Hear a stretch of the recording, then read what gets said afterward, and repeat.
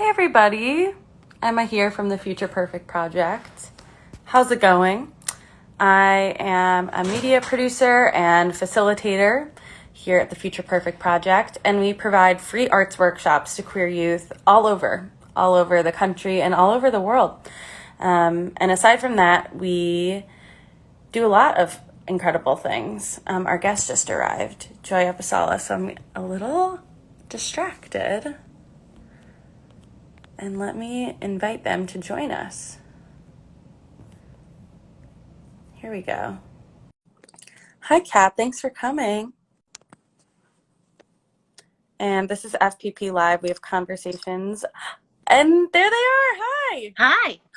How's it going? I was just about to introduce you, and then you arrived. Oh, well, that's good. It's good to appear, I think, when one's supposed to, right? Yeah, exactly. I'm trying to figure out how to put this phone, so... okay, well, we're going to do our best. Me too. I'm like holding mine. I'm always scared mine's going to topple over. Thanks for joining us today. Oh, yeah. Thanks for having me. For those who are just joining, Joy is an incredible interdisciplinary artist, working from a queer and a feminist perspective, and is one of the founding members of Fierce Pussy, which is this incredible queer women's artist collective.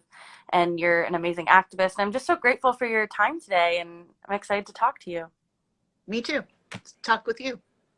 So here's how we do things at our workshops. We do free arts workshops with queer youth, and we work with a lot of young artists that are queer, and I'm excited for them to meet you and be inspired by you. So here's how we introduce ourselves at our workshops. We say our name, our pronouns, and where we are in the world in a sentence, and how we're feeling, most importantly. So I'll go first. Okay. I'm Emma, and she is feeling curious in Philadelphia. Okay. I'm Joy, and they're feeling excited and nervous in New York City. Well, here's an easy question for your to maybe be a little less nervous.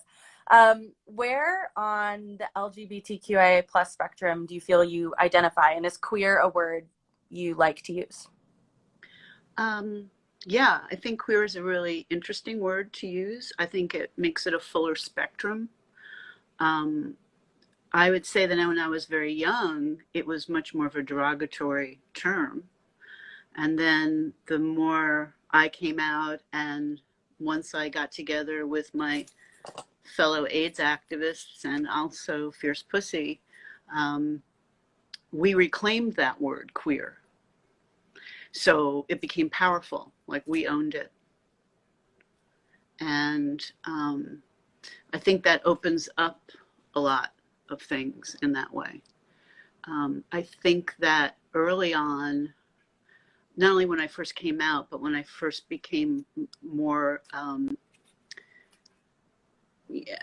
actively in terms of rights, I think at that point in time, probably the 80s or so into the early 90s, people were much more cubbyholed and having to claim themselves, or claim it just so we'd have some space, not necessarily whether, so identifying, you'd say you were a lesbian, right? Or a gay man, say they were gay. And I don't know, I think what's so interesting is as things have changed and as I've gotten to know more young people and just my world has grown, I've realized how I've changed too. You know what I mean? And I'm able to acknowledge much more about myself than I was way back then. So, what are some that the young people you think have taught you? How have you changed? I think that labels can kind of go out the window, and not kind of, but have, and that it's much more of an acknowledgement of who I am on a number of different levels and in a bigger spectrum. So what I learned as a child that was very binary, I've tried to kind of really back away from. because I didn't feel comfortable with it then, but I didn't understand. Right. We You just know, think we have to like sit in the discomfort and there's no other way. right. And so now over, like I'd say the past, oh, you know, maybe 10, 15 years, I've just seen so many changes. I know so many, I've just met so many people who have enriched my life, and the kind of friendships I have with people in my tribe, our tribe. That's all, you know, been very inspiring. Yeah, that's a good feeling when you not only find your tribe, but the biggest freedom I've gotten from working with queer young people is knowing you can come out again, again, and again. Not even come out, but realize yourself again and again. And that's freedom to me. Exactly. That's exactly right. I think that that makes for a much more interesting and better world for us all to live in. Mm-hmm. I have to remind myself, I'm like, we're queer after all. We don't, it makes sense that we would discover more things and be fluid and figure ourselves out more than once. Like, feels very Absolutely. I mean, it's interesting too, because in my work, I feel like it's very much about this idea of queer boundlessness, and that it's changeable. And to get really specific, like with a piece of work with the photograms, you know, people could look at my website so they could see images if that's helpful. It's just my name together, joyepisalla.com, and they can see work there, so that it makes it a little more real, maybe. But what I was thinking about that is that I've been working on these things that I called photograms, and what they are photograms, meaning they're cameraless and they're negativeless, and I'm making them in different ways, but they're never the same. There's no copy, but they can shapeshift. So in one situation, they might be installed on the wall. In another situation, they might be crumbled and on the floor. In another situation, they might be across. There you go. Yeah, I just pulled up your website so we could give a visual. Perfect. Yeah. And then is this an example of one too? That's an example. And if you go down, let me see, I'm going to get on my computer while I'm talking to you. If you go down, let's see to which section. Oh, wow. Is this one too? That's the same one that was up on the wall. Oh, wow. I love that. That is so queer. Yeah. And then if you go down to where you just were, yeah, that one, if you click across, do you see the little pale, like arrow? It'll take you to another. Yeah. So there you're seeing it close up. And if you keep going through there, tracking it, it'll show you. See, there you go. There it is there too. Right. I love that. I love that, like, you make art that can change as we do. Right. That's really special. When did everyone talks about coming out as queer, knowing you're queer. When did you know you were an artist? I think probably when I was very young. By the time I was 5, I was drawing at my grandmother's table, you know, watching wonderful black and white movies with her. And she was very supportive in so many ways. I was very, very lucky. And so, yeah, so I think from very young, I don't know if I knew exactly what form it would take, but I knew.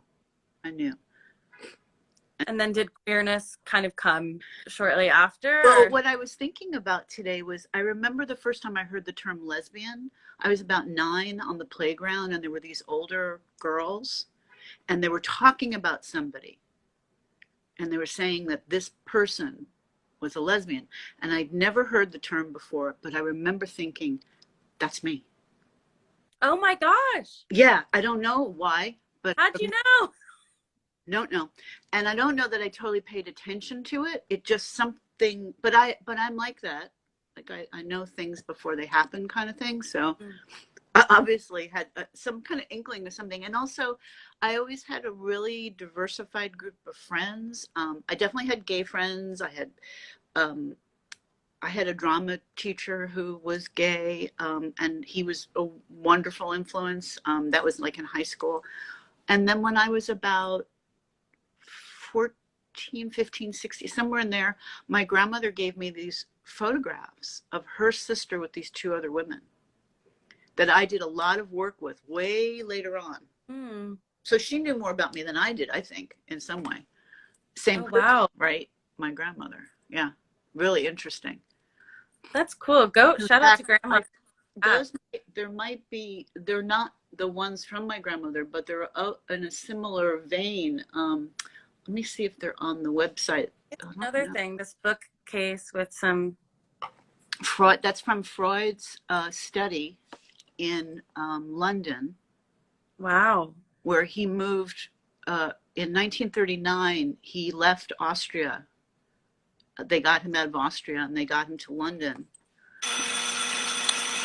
Wow, that's somebody ringing my bell, but I'm not here. Sorry about that. Anyway, that No bookcase is problem. from Someone rang my bell too. Someone gave me a but phone call right when it happened to you. So funny. Anyway, that bookcase, those women, the women that are there, Freud's chair where he would sit across from that bookcase while he spoke to his patients that would be to his left. And he put those photographs there, and they're of 5 women who helped him get out of Austria. Hmm. Anyway, Wow. I did a lot of work in his, I photographed a lot of work in his study, but I'd actually gone there originally to research his daughter, Anna Freud. Oh, wow. And what's her deal? Who lived with her lover there after her father died. Oh, wow. Dorothy, yeah. And what was interesting, though, was that we'll see. There was most things were kept in a way that were about her father and not about her. Hmm. Well, I love that you my favorite thing about Fierce Pussy is well, a bunch of things, but mostly that y'all were very scrappy. Y'all were like, we're not going to let money get in the way of us making our art. And I think a lot of young people, like when I was young, I wasn't going to Blick or going to Guitar Center and getting the nicest stuff. So what kind of things were you taking from your office jobs to make art? Oh my goodness. Well, first off,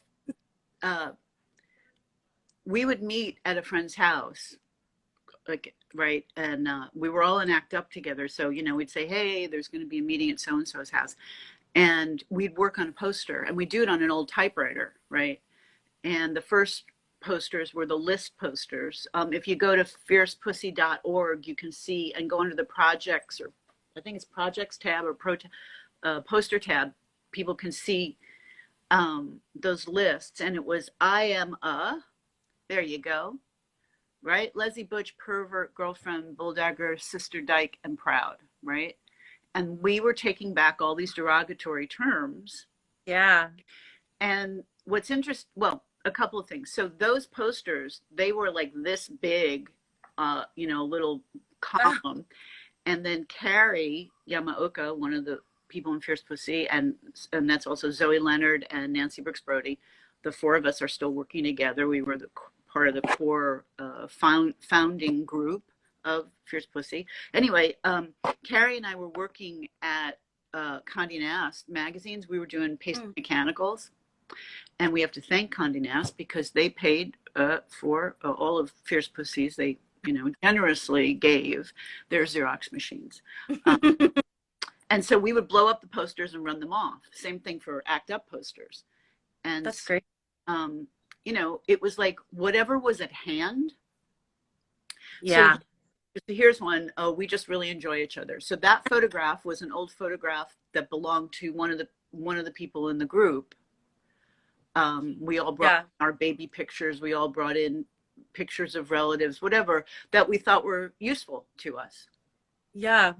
And did it matter if the people in the photo, did it matter if they were queer? You just used them. Well, I think, first off, considering how much we've been left out of history, I see no reason we can't write our own history and fill in where it needs to be when it's always been there anyway.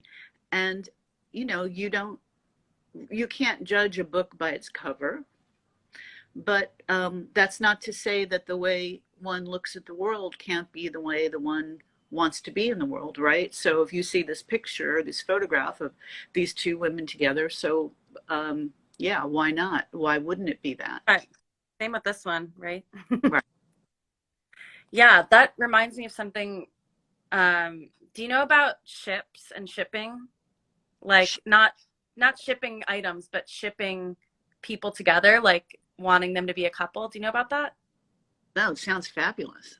Yeah, it's amazing. So young people will either with real celebrities or fictional characters, like in the Harry Potter universe, they'll say like, "Oh, I ship Harry and Draco together. They would have been great together." And Oh, so so kind of oh, I get it. So they kind of, I'm trying to get myself up higher on this chair because I feel like I'm sinking.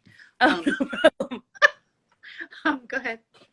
kind of queerifying fictional universes, because as someone we work with pointed out, they were like, the author didn't make them queer, but we can. And that reminds me of what you did with the photos. Exactly. I'm definitely into shipping. In fact, I ship most of the time. And in fact, I look at the world that way until proven guilty. So there you go. I know, me too. Yeah, someone said I'm on it like a gay witch hunt, but I just think there's a little bit of queer in everybody, probably. I think so. I think the spectrum is pretty wide, and yes. Yeah. So we obviously meet a lot of queer youth from all over. Where did you grow up, and what was being queer like for you? Well, as a little kid, I grew up near Yonkers in New York. Mm-hmm. I don't, there weren't really any role models, you know. Yeah. I came out pretty much when I was like 19 or so. And that was more meeting like-minded people. I was thinking about that earlier, maybe more writers I had a sense about than artists. I think I got to know artists later on. So a lot of it was, reinventing the wheel ourselves. I think there's a lot if you can find some like-minded people, and that's a way to make community. I think that's probably where a lot happened more for me than yeah. I don't think there was really support in the same, very different. Right. Other than like the fictional lesbians you heard about on the playground. Right, when I was 9. And then, I mean, this is funny too, right? So at some point, Fierce Pussy did a residency at the Lesbian Her Story Archives. And we kept looking at, they have a lot of the pulp novels, and the covers are always really fascinating. They're kind of really intriguing. And so Fierce Pussy was doing this residency there, and we were making work and doing research on different things. And we thought, maybe we can do something with the pulp novels. So we started reading them. And I remember reading like Bebo Brinker, like way, so again, way back, maybe early 80s or so. And we found that they all had the same plot, right? It was the two girls get together and they fall in love, and then one of them goes back to the guy, and then the other one either has to become a drug addict, an alcoholic, or commit suicide. It was always the same bullshit. And so we decided that no, let's redact this. Yes. And so we did this. It's on the Fierce Pussy's website too. It's called Gutter. So Gutter was taking like a double page spread. So that the center of a book is called the gutter, but also gutter, right? And blowing those up. And so here was this thing that was personable to you, a book about lesbians, perhaps, right? That you'd read to yourself, or gay people you read to yourself, or trans people that you'd read to yourself. And then we took out the stuff that wasn't interesting and highlighted the bits that were. That's great. Yeah, that's like shipping. That's the whole like rewriting. Sometimes shipping is just selfish. Like I think they'd be cute together, but when you make it queer, it's the best. Yes. And this is the best too. Like, yeah, why not rewrite the history? Why not rewrite the photographs? Like, Well, yeah, and also in a lot of cases with those pulp novels, they weren't written by women they're or written gay like people, gays. or yeah. So there you go again. Yeah, so why should they get to write our history? Right. Well, you mentioned before about like just using things that, like Fierce Pussy just used what they had. We didn't have money, Yeah. that kind of thing.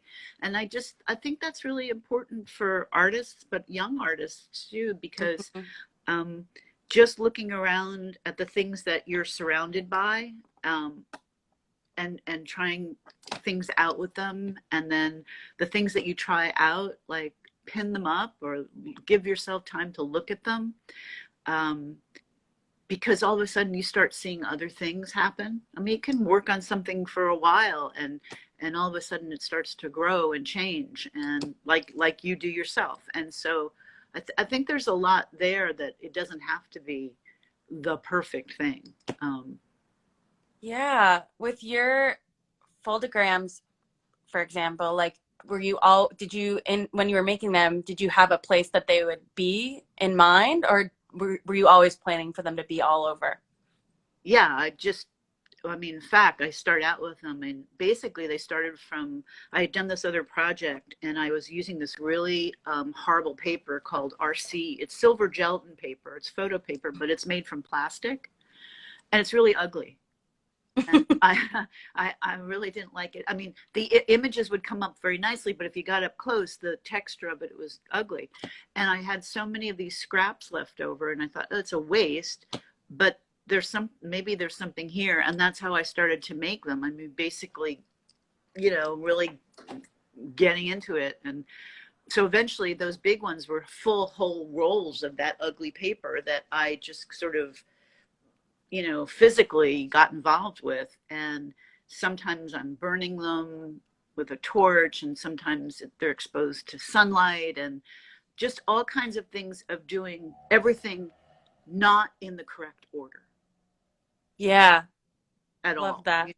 So there's something very subversive about that for me.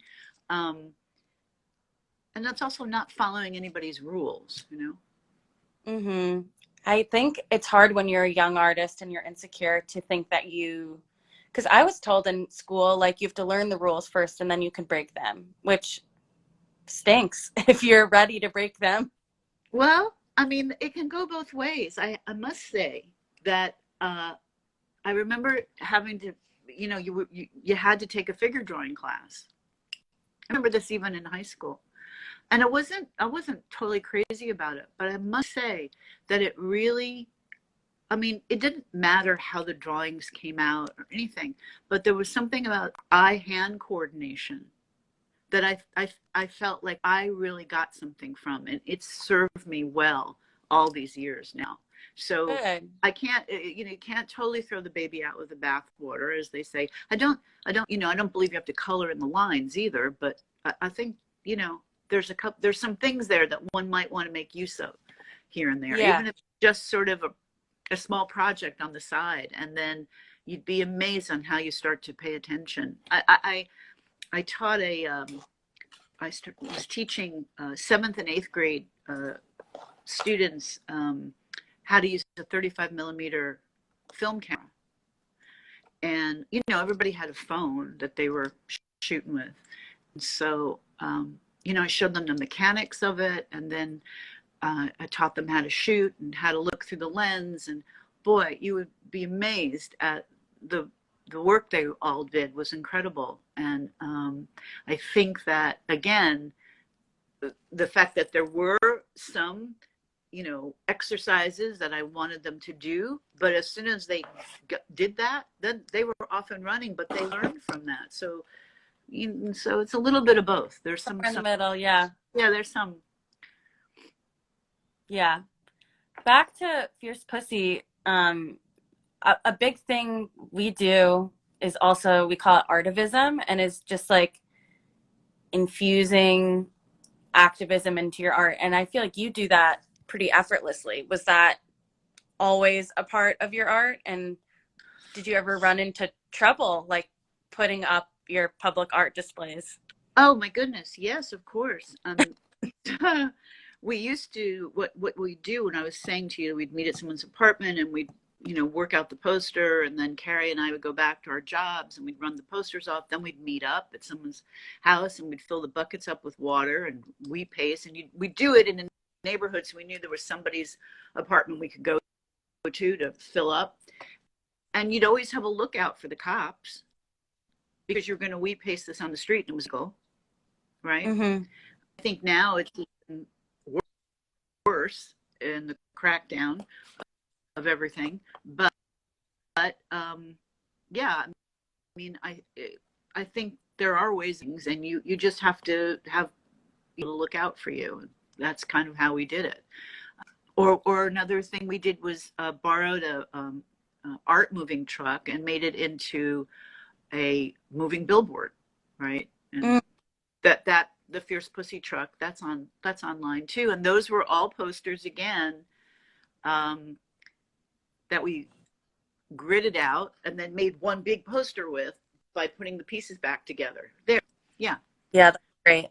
The Dyke Mobile, the Fierce Pussy Mobile. Yeah, and how do you, I think it's hard for some people once you have a cause you're really passionate about and tied to and want to fight for, taking that and infusing it into your art. How did you start doing that? Well, I'd say that, I mean, I'm thinking about the AIDS crisis in the early, and the 80s into early 90s, which is when I joined ACT UP. And I'd say there were a good couple of years there where, I worked a lot on graphics and things for ACT UP and big banners and posters, and didn't get to do as much of my own work as I probably would have liked to, because it was a completely insane time, and a very difficult time in terms of friends just getting sick, dying. It was incredible, very intense. I would say that, that it was a really difficult, but I think a lot of things stayed with me, and so I ended up infusing the work with that time that I had been going through. I think at the time I was burning flags and making them into folded sculptures, which the foldograms really, play off. I started to work a lot with those photographs for my grandmother of the two women together. I was photographing them and rephotographing them and looking for the moment of touch. Sort of, it was almost like an archaeological dig. So there were ways in which I was infusing these people who were no longer with us. Yeah. Trying to pull that back. Another piece I did at the time, which I don't know if that's on the website or not. I was, every time I brushed my hair, I was saving it. I love that. I couldn't get rid of it. I was losing too many friends. Everything was just, it was my first pandemic, I'd say, in that way. The first plague. And I started to crochet the hair. And it became the sculpture that's, pretty big now, because I still add to it, and inside it has little ribbon that says the time periods, and so that's cool. It was a way to mark time. It was also a way to mark that time specifically. I don't know. There's all ways in which people infuse, I think, their work. I still, for the longest time I had, I still don't, in a way. The body is, there's a way in which it's talked about, but some of the work does, some of the video work does, but for a long time I was photographing very everyday kinds of things like pillows and, oh, I don't know, carpets. I mean, you can see those on the website too. And the pillows had stains on them. And were those stains from, you know, sex or just drooling or being ill Both. or, you know, sleeping? This one? That's the TV series. Yeah, those are from, there's another one. I don't know if the pillows are there or not. I doubt, maybe they're not even on there. But anyway, you can look them What up. I'm getting at is that like when the activism is not just like a cause you're picking up, but when it's like your life, like living through the AIDS crisis and seeing your friends die, that's not a cause you feel strongly about. It's your life you feel strongly about. So of course it's inevitably going to infuse into the art. And I also Yeah, like I mean, that I you think said it changed my life. I mean, I'm right here. You know, this is 1993. This is hanging in my studio right now, right? yeah. 1993, March on Washington. That's what that was from. I mean, you know, It's life. yeah, and it affected my life very. So of course you make art about it. And that's just like, I also like that you said like you stopped making art for a while, because I think sometimes the pressure to create gets wrapped up with like capitalism and productivity. And so for anyone who's watching as a young person who's like, oh, I should be making more art, but it's the pandemic and high school and blah, blah. Like, give yourself a break. You have your whole life to be an artist, and you came back to your art, right? Well, Obviously. yeah, I don't know that I totally stopped, but I think I just didn't do maybe as much as productively as I might have, although it's always, I think you're always thinking about it. I mean, Yeah. thinking, you know, thinking and making notes and keeping a notebook or a journal is incredibly not only helpful to you, but it's also a way to see how you're thinking and where Yeah. you might go. And then you realize, hey, you know, I thought about that. I thought about that years ago. I'm going to finally try that. Or, Yeah. you know, or it's like you know, you're working on something and you're thinking about it. I mean, I kind of feel like I have made the same work over and over again, only found a better way to do it, to get those ideas out, or a different way to do it. Maybe not one is not good or bad, but a different way of going at something. Different.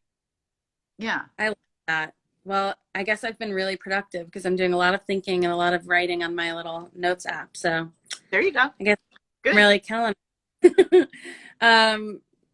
It's funny, we're having like a whole photography and it's the queer lens and like an arts workshop this week all about photography and Oh, cool. viewing things as queer. So yeah, it's all, if you're watching and that interests you and this conversation interests you, definitely stop by. It's free. And it's if you're a queer young person, when is that? Oh, well, it's for the young people, but you should totally stop by and make a cameo. I'll message you after this about it. Okay. Yeah, sure. And you should definitely do a workshop with us. The young people would love to meet you. It's so cool. I've loved talking to you, and I've loved, like, it seems so effortless the way you make art, and it just is so clearly like in your bones to do it, and it's cool to talk to you and see that. Well, thank you. I think I think one just has to let oneself, you know. And I also think that making what you might call a mistake or something you think doesn't work, you'd be amazed sometimes. You come back to it a month later and you think, wait a second, that's actually pretty good, you know. So I just think there's always in which there's a way to travel through things. Totally. Don't toss it out the day of, I guess. Not at all. You have have a little room and space, you know, even if it's just the room and space. You're in here and you just meditate. Totally. Yeah, we have like this online channel where they all share their work, and we're always like share. It's the intention, it's the honesty, even if it's not your favorite thing, like share. And it's cool. Even I like looking back at the stuff that I thought was so cool when I was younger that I made that I think is not anything now. I'm like, I'm glad I have it. It's a quilt of your, right? Yeah. But Um, I also think it's not even a thing about good or bad, but more that you've had the intention to do it, and that you're always going to gain by that. yes, I think. I mean, I really believe that. totally. I agree. I agree. This is all I'm going to pass. Well, I hope all of them watch this. And I will pass it along to them. We're about Okay. to start some of our young people do visual art, some write, and some are songwriters. And so we're about to embark on this like 12-week album writing endeavor. And so this will be really Fantastic. helpful. Artists of all kinds are very self-deprecating, as maybe you know or have experienced yourself. So this is all good reminders to keep us creating even on our tough days. We've gone over your time, and I want to be mindful of your time. So I'll ask you one more question.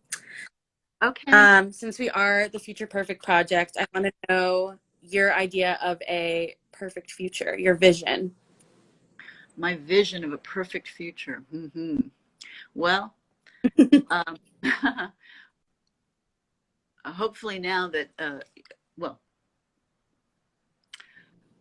I think it's a full spectrum of equity and equality and diversity, where the earth is probably one of the most important things to us, and we're all allowed to live in it freely and together, and to make and do wonderful things together, and have health care and food and places to live, and get to be and get to, recognize what's wonderful in each other.